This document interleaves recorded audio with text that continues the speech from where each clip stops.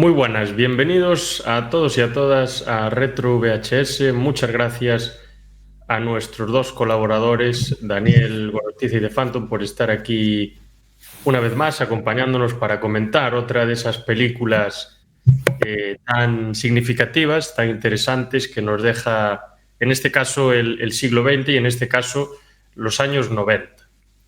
En este caso, repitiendo la expresión, la película la ha escogido, mejor dicho, Daniel, y solo voy a decir que va de individuos que tienen colmillos y que tienen problemas con la luz del sol.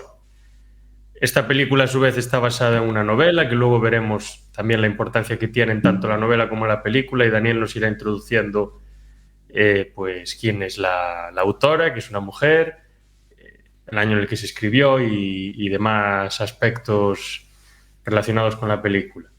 Y luego iremos explicando qué películas o qué series pues son deudoras más bien de esta obra.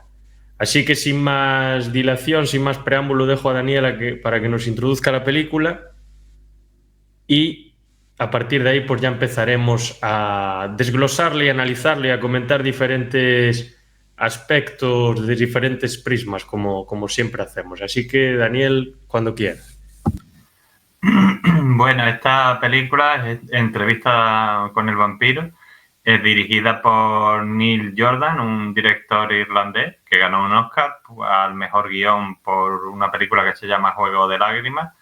Está protagonizada por Brad Pitt, Tom Cruise, Kirsten Dunst en su primer papel, que bueno, algunos la conocerán como la niña de Jumanji, la original, y otros como Mary Jane en la trilogía original de Spider-Man.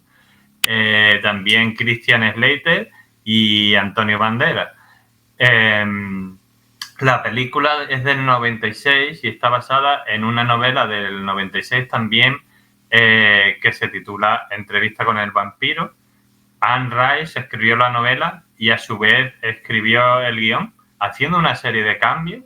Respeta el espíritu, pero hace una serie de cambios, bueno, para que entre dentro del formato y de la duración de una película, pues algunas cosas se tienen que resumir. Bueno, ya saben, hace una buena adaptación. O sea, pero pasaron 20 años desde que se publicó la novela en el 76 hasta que se hizo la película, pero sin embargo la obra de Anne Rice, que es una señora de familia católico-irlandesa de Nueva Orleans.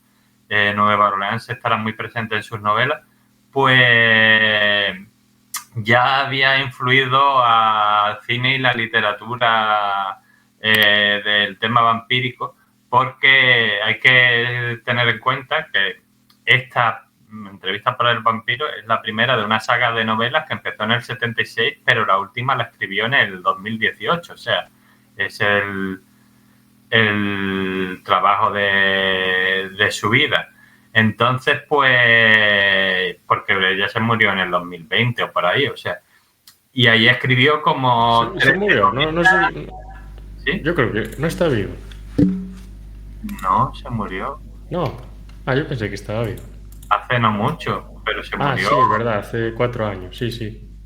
Y ella escribió como 13 novelas de los vampiros, más 2 más dentro de las crónicas vampíricas, más 3 de las brujas de Mayfair, que ahora hay una serie, que también están dentro del universo de los vampiros. Algunas de las novelas son cruces entre... O sea, la señora se creó un universo de ficción a lo largo de todas estas décadas, pero bueno, sin entrar en eso que es uno de los universos de ficción más populares de los siglos XX-XXI. Bueno, el rollo es que la primera y la segunda novela, pero sobre todo la primera, como fue muy popular, fue leída también por los escritores y por los directores de cine, y entonces ella hizo un cambio del vampiro que se trasladó a la literatura, pero también en lo que nos interesa al cine, mucho antes de que se hiciera esta película de la que hablaré. Y con esto concluyo.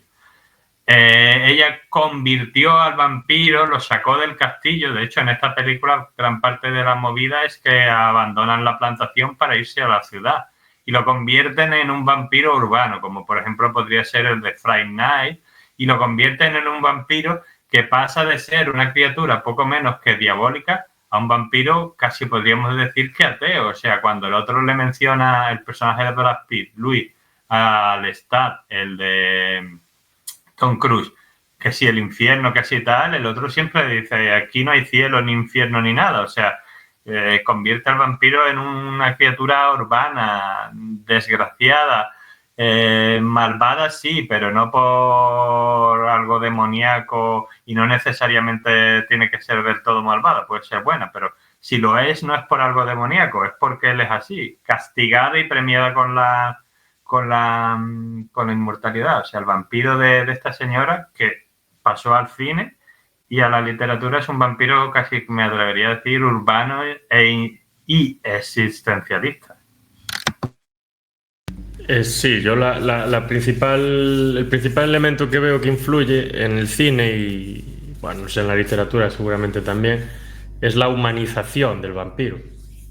Los vampiros son, en este caso, individuos que tienen muchas dudas, individuos que están perdidos, que se arrepienten de haber sido convertidos en vampiros, que no paran de cometer acciones de las que se arrepienten también y que consideran que no están bien cometidas, y que algunos quieren morir incluso, ¿no? Y la inmortalidad para ellos, para los que se nos presentan en la película como protagonistas, es más una losa que llevan a sus espaldas cargando, o más una maldición que algo positivo, ¿no? Muchos de ellos se convierten en vampiros, o los convierten en vampiros a través de una promesa. Dice, te prometo la inmortalidad, te prometo tal, que si tú te conviertes en vampiro, pues vas a vivir así, así, así, no sé qué, vas a poder vivir siempre que quieras y hacer lo que te dé la gana. Pero luego se dan cuenta con que más que una promesa es una tortura. El principal motivo por el que es una tortura es porque tienen que matar sí o sí. Y eso a muchos pues no les acaba de convencer, ¿no? Y luego vemos como los vampiros entre ellos pues andan con sus tejemanejes, sus traiciones, se mienten unos a otros, se engañan, hacen un montón de cosas. Pero sí, realmente sin las novelas de esta señora, que como dijo Daniel, se publica la primera en el 74, o en el 76, no me acuerdo, 76 creo que dijiste, pues tenemos, probablemente esas novelas hayan dado la idea a... Tom Holland es el director de Friday Night, ¿no? No, ¿cómo se llama? Ahora no me sale el nombre. Sí. Le haya dado la idea al amigo Tom Holland para dirigir Friday Night y haya dado una idea a otro director para dirigir The Lost Boys también, ¿no? Que es una película así del estilo vampiresca y demás, que lo que nos hace es acercarnos al mundo urbano, a nosotros, a los vampiros, personalizarlos, humanizarlos, hacerlos de carne y hueso, sacarlos del castillo, como dijo Daniel. Pero en este caso, en el caso de Entrevista con el vampiro, llenarlos de sentimientos. Porque Friday Night le falta esa parte sentimental. Al final, Friday Night lo humanizas en el sentido de mi vecino es un vampiro. Pero le falta esa parte sentimental que tiene luego Entrevista con el vampiro. Son dos interpretaciones muy distintas. Y ahora vamos a entrar, bueno, luego tenemos en literatura también en cine todas estas películas de Crepúsculo y todas estas historias. O sea, que las ponen como la bomba, como no sé qué, pero realmente esto viene de una especie de imitación, para mí barata, para mí, de todas estas películas y de estas novelas. Que por cierto, las de Crepúsculo o algunas de ellas las dirige Bill Condon, que es el que dirige Candyman 2, si mal no recuerdo, que estuve viendo el otro día.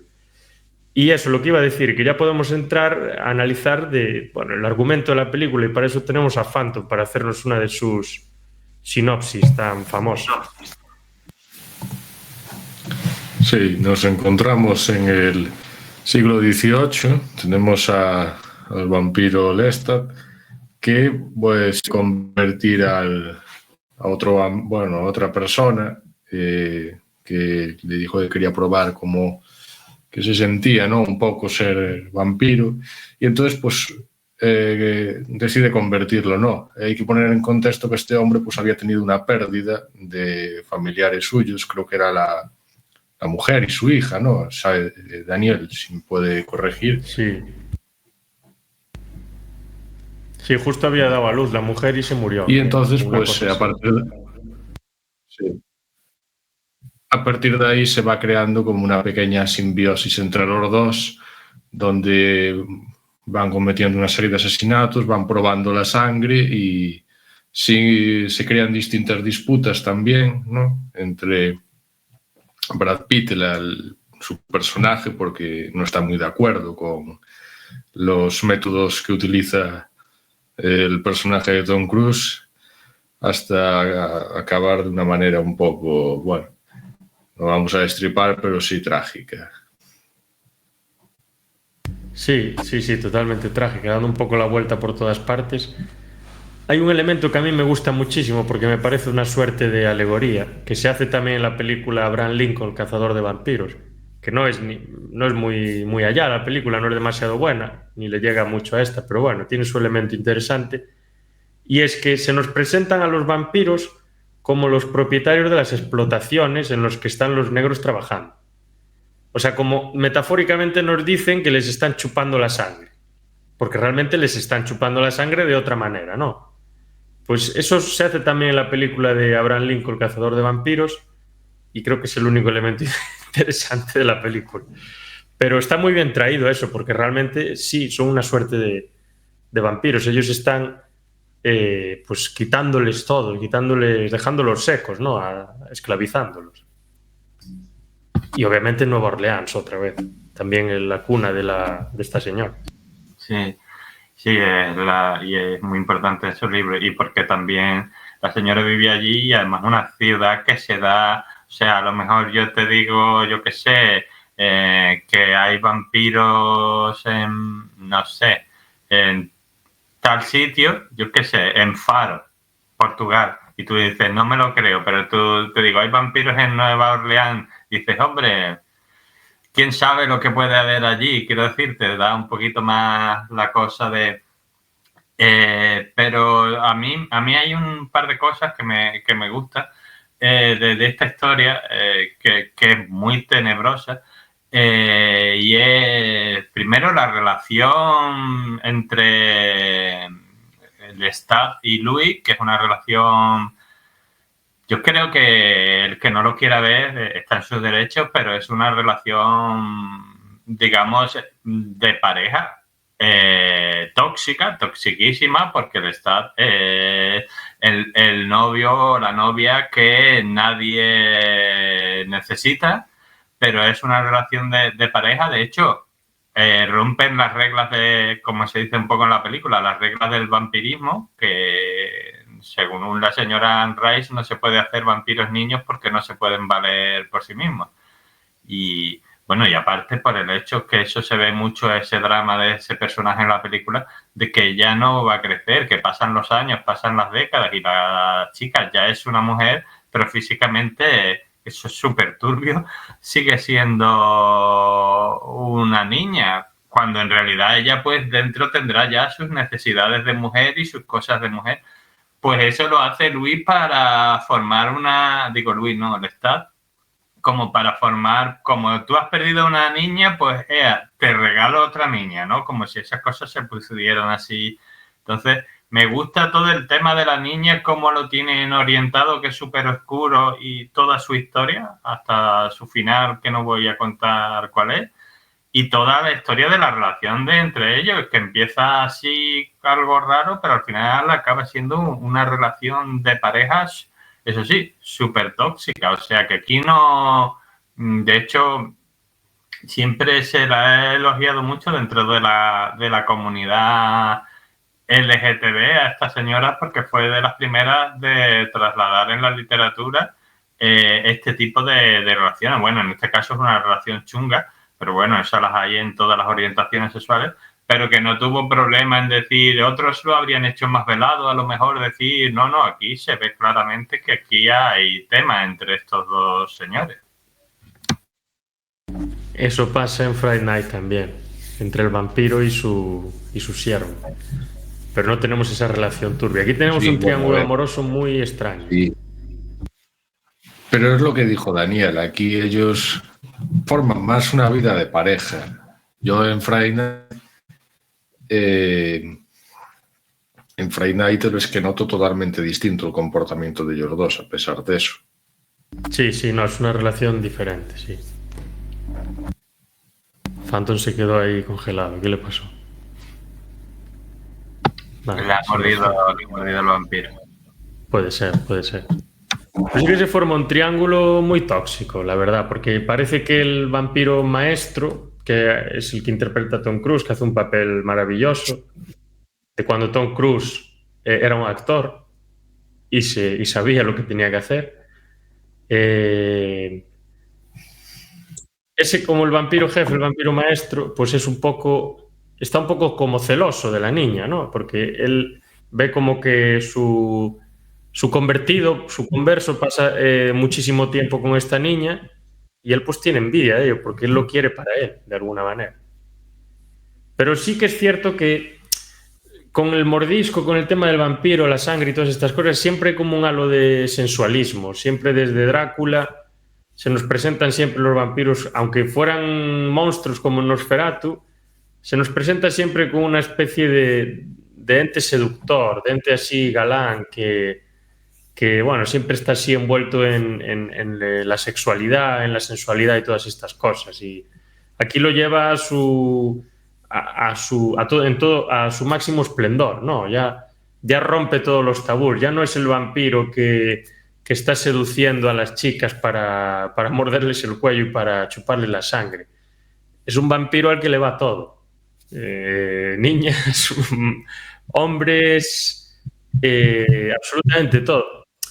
Y creo que es un poco también, porque estamos metidos, esta novela se escribe en los 70, probablemente esto también es una especie de alegoría a las enfermedades de transmisión sexual. Porque es una especie, como podemos ver que el vampirismo como que es una especie de virus, entre comillas, porque se va contagiando de unos a otros.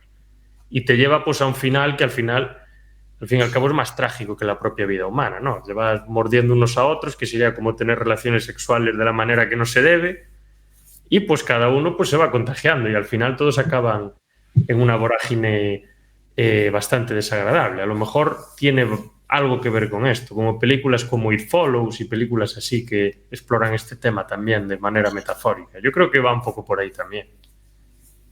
Sí, además nos presenta, porque si tú ves ya sea la novela como las películas, Drácula y todo este rollo, te presenta unos vampiros irremediablemente malvados. Sin embargo, esta película, al igual que en cierta forma la de Friday Night, te presenta unos vampiros, como tú has dicho, más humanos. De hecho, el personaje de Brad Pitt, porque Lestat es malo y ahí no hay... Pero no porque sea demoníaco, sino porque es malo porque hay gente mala.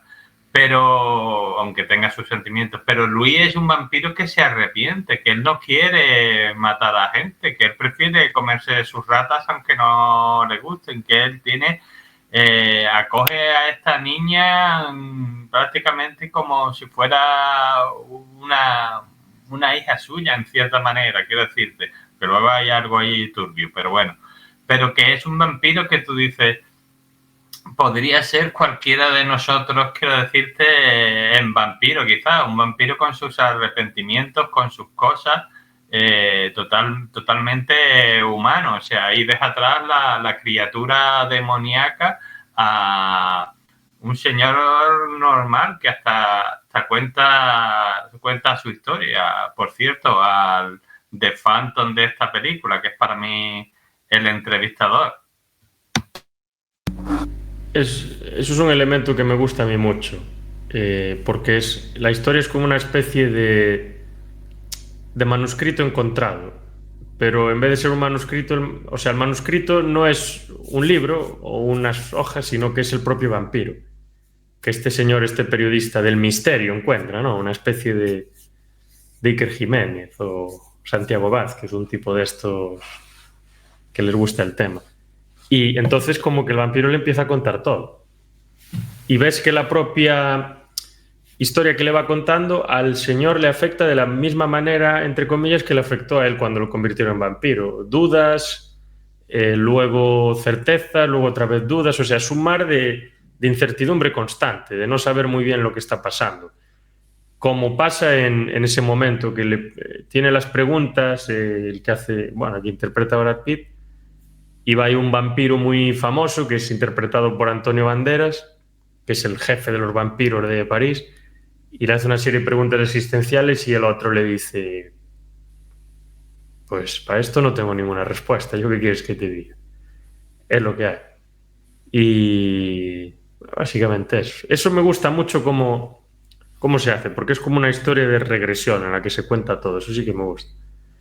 Y Phantom tú habías dicho en un momento, bueno, en un momento no, otro día, que la película te había enganchado un montón, que te sentías como que estabas dentro de ella. Yo no llegué a esos extremos, pero ¿por qué? ¿Qué te pasó? Es que me recuerda mucho a Sleepy Hollow, en parte, ¿no? La atmósfera y salvando las distancias a Nosferatu, la última, la que salió en los cines, por esa fotografía tan bonita y hermosa. Entonces a mí esas cosas ya me van ya metiendo para adentro de la película. Y luego las actuaciones están muy bien, de los dos. Bueno, y de Antonio Banderas también. Sí, paisajísticamente es potente la película. Porque es que además están en espacios que son muy, ¿cómo diría yo? Muy significativos. Porque primero está en la Nueva Orleans del siglo XVIII, que era un lugar que era una explosión de cultura y aparte era una ciudad bastante poblada, con todos esos campos de explotación de esclavos de diferente procedencia, haitianos, africanos, esclavos de diferentes sitios. Y tenemos todas esas casas increíbles de los terratenientes. Y luego, después de eso, nos pasamos a Europa, nos pasamos a París, a la París del siglo XIX, creo que es, ¿no? No me acuerdo ya. Una París oscura, sucia, empedrada, con calles muy estrechas, con sitios que son prácticamente catacumbas que se utilizaron, bueno, que se construyeron en tiempos casi romanos, diría yo. Y nos encontramos con que París es como en la película de Noir, ¿no? De los años 30, los bajos fondos. Nos encontramos con los bajos fondos de París. Nos encontramos con una ciudad que debajo de las luces tintineantes por la noche, de las farolas, pues esconde un mundo que muchos desconocen y que estos vampiros, este hombre y su amiga, o su hija, o su amante, o lo que sea, como queramos decir, descubren y se quedan atónitos y empiezan a pasar un montón de cosas. Y luego volvemos a Nueva Orleans otra vez y la ciudad no me queda muy claro qué ciudad es. No sé si es Nueva Orleans, si es Nueva York, Chicago, ¿no? La entrevista es San Francisco. Ah, vale, claro, que sale el puente, sí, el Golden Gate, es verdad, sí, es verdad. Sí, luego además tú has dicho lo de los vampiros como los dueños de las plantaciones y tal, que sí es verdad. Luego cuando van a París cambia un poco y digamos que te hacen el símil entre los vampiros y los malhechores de los bajos fondos. O sea, aquí los vampiros serían los mafiosos, los atracadores y toda esta gente que también les chupa la sangre a las comunidades en las que viven. Pero sí, es verdad. Yo quería hacerle una pregunta al señor de Phantom, a ver si es posible, porque me muere de curiosidad de saber de estos dos señores que tienes aquí detrás, ¿cuál es el vampiro que más te gusta a ti? O sea, si tú tuvieras que decir uno de los dos, ¿cuál sería? A ver, a mí Tom Cruise, porque es el que más se pone explícito, que más intenta remarcar esa figura tan tenebrosa, ¿no? Como es el vampiro. El otro es más, bueno, no sé, intenta ser humano, de alguna manera, ¿no? Intenta hacer cosas que por sí no haría un vampiro. Y yo, como vi las otras películas, Noche de Miedo, e incluso una que es un poco regulera, la de un vampiro en el Bronx o en Nueva York, no me acuerdo, salía, sí, ¿cuál era? Eddie Murphy. Wes Craven, ¿no? Y Eddie Murphy. Sí. Sí, bueno, pero eso Bueno, está pues, bien, pero es un chiste la película. Ya, pero bueno. A mí me gusta más Tom Cruise, la verdad. A mí me parece más vampiro Tom Cruise, pero los dos papeles están muy bien. Luego los vampiros de Francia, a mí de París no me gusta ninguno. Me parecen unos auténticos peleles todos. Y la niña incluso está muy bien, las cosas como son. Pero sí, yo también elegiría a Tom Cruise porque me parece una interpretación más acorde con los cánones clásicos del vampiro. Pero claro, me gusta más Tom Cruise porque a mí me gusta que se parezca a Drácula. A lo mejor a otra persona le gusta más Brad Pitt porque le gusta que rompa completamente con el molde. No digo yo que sea Tom Cruise mejor, que nadie me malinterprete. Bueno, no, eso está bien. A mí me gusta más, por ejemplo, Brad Pitt por el tema de los dos están fantásticos. Bueno, los tres están bastante bien. Por el tema de que es un vampiro diferente. O sea, tú no te esperarías de un vampiro que tuviera remordimientos. O sea, claro, habiendo siempre conocido el mito del vampiro como esa criatura maligna, tal y cual, aquí te encuentras a un señor que no le gusta con lo que está haciendo, que tiene remordimientos. Eso podría ser tu vecino, podría ser. Quiero decir, o sea, eso me atrae porque es diferente, pero yo creo que los tres hacen unos papeles bastante interesantes y aparte de todas estas reflexiones, si te gusta el terror, tiene escenas súper turbias. Yo recuerdo, por ejemplo, la de el vampiro de Brad Pitt, que se supone que no tiene sentimientos, sin embargo, todos los años le regala una muñeca a la niña el mismo día, no se dice, pero yo supongo, en las novelas creo que sí se decía, que es el día en el que la convirtió, vamos, es su cumpleaños de vampira, o sea que aquí hay una serie de sentimientos. Y cuando dice, tienes algunas viejas, porque se pelean ahí un poco, tíralas, no sé qué, y entonces empieza a tirarlas y tiene el cuerpo de una señora ahí que ella había mordido antes y tal y cual, y al final resulta que ella confiesa que esta señora la ha matado porque es lo que ella querría ser, pero no puede ser. O sea, tiene aquí cosas súper turbias, súper oscuras. Sí, más usando el simbolismo, pero sí. Sí, a mí lo que más me transmite es el sufrimiento de estos personajes. También hay un elemento interesantísimo que acabo de ver ahora, que hablaba yo de las enfermedades de transmisión sexual y toda esta historia. Cuando se convierte el vampiro, el que interpreta Brad Pitt, que se llama Louis, ¿no? En la película, Louis, y el otro se llama Lestat. Cuando Louis se convierte, que tiene incluso un nombre francés, por el origen francés de Nueva Orleans, hay un periodo, en ese periodo en el que se convierte, en ese momento ahí está la plaga de la peste, o la plaga, como le llaman los ingleses. O sea, justo coincide con un periodo en el que hay una transmisión virulenta de una enfermedad durísima que mató casi a la mitad de Europa, que arrasó prácticamente todo en 2 o 3 oleadas diferentes y que probablemente a Estados Unidos pues haya llegado en diferentes oleadas y más tarde. Y eso coincide con que hay unos vampiros por ahí que andan mordiéndose y haciendo que otros sean vampiros también. Que es bien curioso. Y claro, es un momento de desesperación, porque ahí te llega el vampiro y te dice, no, mira, yo te muerdo, te convierto en un vampiro y tú no te enfermas de la peste y no te mueres. No, ¿a cambio de qué? O sea, nadie querría coger la peste porque era una enfermedad horrible, sobre todo la bubónica, que te empezaban a salir bultos negros asquerosos y te explotaba. Pero ¿a cambio de qué? A cambio de tener que estar matando a gente constantemente, a cambio de estar condenado a ser inmortal, o sea. Pero vemos que es como una especie de diablillo, ¿no? Va ahí en el momento más conflictivo, más complicado, en el que mayor debilidad hay. Si te hago un vampiro, tú no te mueres de la peste. Entonces, sí, hazme un vampiro ya. O sea, que eso creo que está bastante bien pensado también.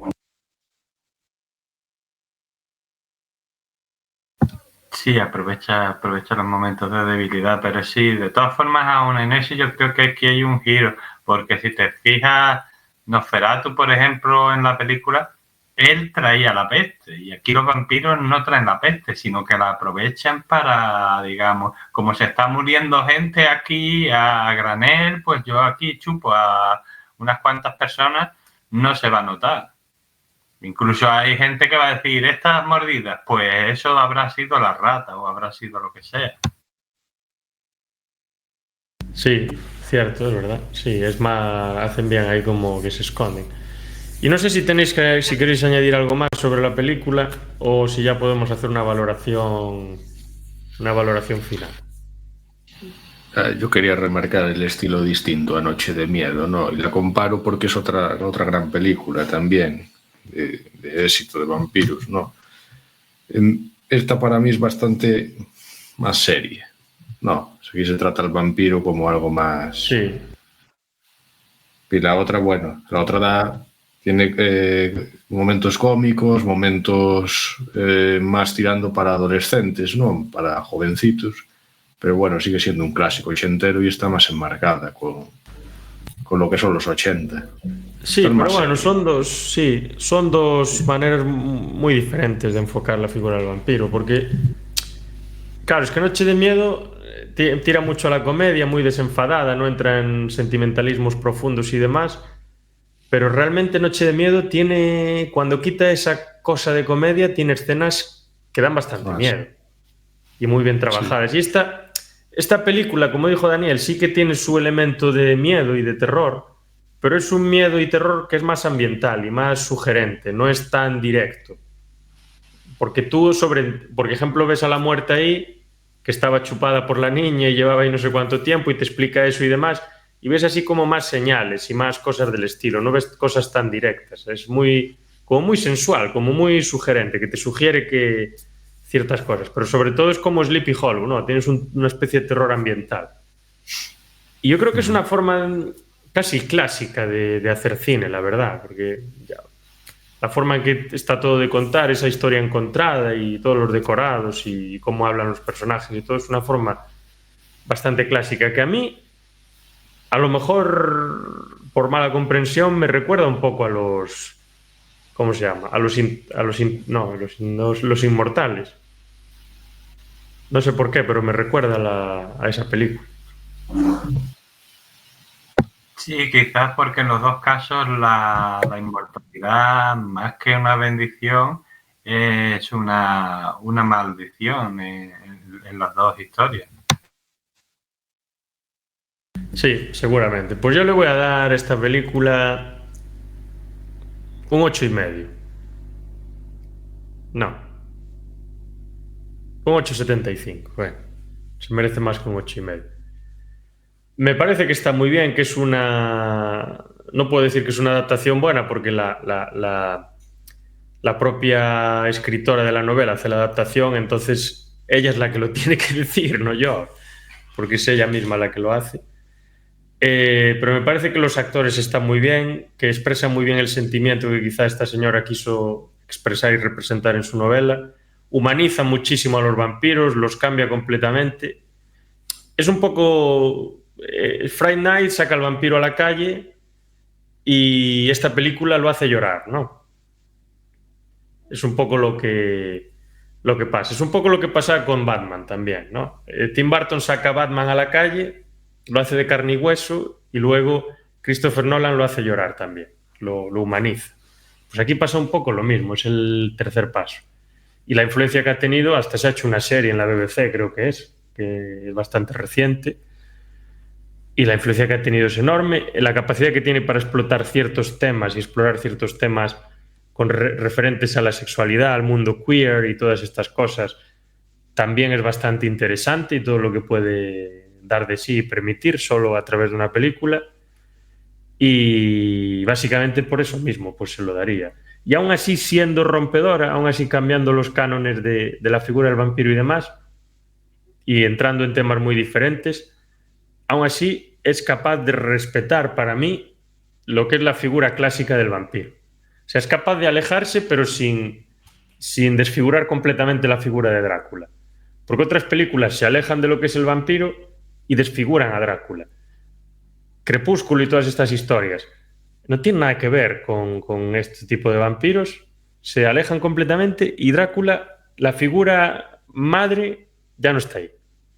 Pero aquí sí que lo tenemos. Aquí sí que lo vemos en todas partes. Incluso se habla de él en varios momentos de la película.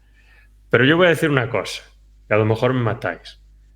Mi película favorita de vampiros es Noche de Miedo. Yo lo siento mucho.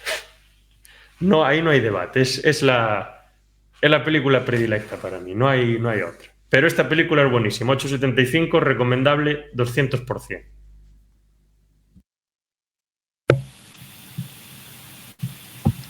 Venga, Pato. A ver, yo sí que le voy a dar una nota muy alta, por no decir igual la más alta. A mí la historia me parece preciosa, terrorífica, es cautivadora también. Los personajes es que son de lo mejor de la película, para mí, ¿no? Tom Cruise me pareció muy curioso verlo en este papel, acostumbrado a verlo en el terror, en la acción, y ahora verlo ahí de vampiro, pues la verdad es que es curioso. Tiene también esos topes de elegancia, la seducción, como comentasteis, la ambientación muy buena. A mí la verdad es que me parece una película que la tengo ahí en la cesta para comprar ahí, así que imaginaros. Me gustó mucho, tiene un final la mar que curioso, ¿no? Que dices tú, ostras. Pero bueno, no se va a decir nada de él y por eso es una película para mí brillante y para ver una y otra vez. Entonces yo le voy a dar un 10 porque junto a Noche de Miedo creo que las dos se pueden compenetrar bastante bien, ¿no? Un día te gusta ver una película de vampiros más coñera, más desenfadada de los 80 y luego tienes esta más seria, más que es enarbola y exalta la figura del vampiro. Por lo tanto, yo creo que merece un 10, tanto esta como Noche de Miedo, las dos. Ahí queda. Ojo que el final es la mejor escena de la película. Sí. Ese plano y esa música es... Yo estaba viendo la película y dije, va, esta película está genial. Y llega al final que no me acordaba, esa música, ese plano, esos 2 o 3 minutos, y dije, va, esto es apoteósico. Sí. Y es más, a mí me hace gracia cuando porque está puesta la cinta de la entrevista de El Vampiro y dice cierto personaje, dice, oh, Luis, llevo siglos escuchándote como tal, y para la cinta como diciendo, ya está, se acabó, o sea que se hace una broma a sí mismo. Pero sí, a mí me gusta mucho esta película por todo, por la ambientación, porque todos los actores están bien, la historia me gusta mucho, yo le pondría también la nota máxima, un 10, pero principalmente los 3 actores principales están fantásticos. Y luego es un registro, aunque estamos en la época dorada, yo considero, de Tom Cruise, pero es un registro al que no nos tiene acostumbrados, nos tiene más acostumbrados a o bien el héroe o bien la persona normal, que puede tener sus errores o no, pero no de villano. Y aquí hace un villano, entre comillas, bueno, sí, si lo comparamos con Luis, sí es el villano, pero es seductor, es un villano atractivo que te lleva a lo oscuro, o sea, no es y es un registro que él no está acostumbrado a hacer, que yo creo que solo ha hecho 2 villanos, este y el de Collateral, y ya está. Y entonces, pues, todos esos elementos hacen que para mí sea, pues, probablemente una de las mejores películas de vampiros. A ver, Noche de Miedo también me parece una película fantástica, pero aquí, que me gusta, pero quizás me guste esta por, no sé, por que es su dramatismo, sus metáforas y sus cosas. Pero vamos, como ha dicho Phantom, ambas películas son válidas y puedes verte un día una o un día otra, incluso si estás ahí con mucho tiempo libre, te haces ahí un maratón y te ves las dos. Pero que es muy recomendable esta película y ya digo, cambió en... Segundo. Y terminas con la de Eddie Murphy. Bueno, sí, si quieres, sí. Y cambió el paradigma, digamos, de lo que es el vampiro, lo hizo humano y nos presentó una serie de historias que diferentes, porque tú has dicho eso, pero multitud de historias de vampiros de los 80, 90 e incluso hoy en día pues son deudoras de estas. Así que yo la recomiendo mucho para que la gente vea de dónde salió todo esto, para que se vea una historia que también es, en mi opinión, turbia pero fascinante. Sí, pues muchas gracias a los dos y nos vemos en la próxima. Saludos.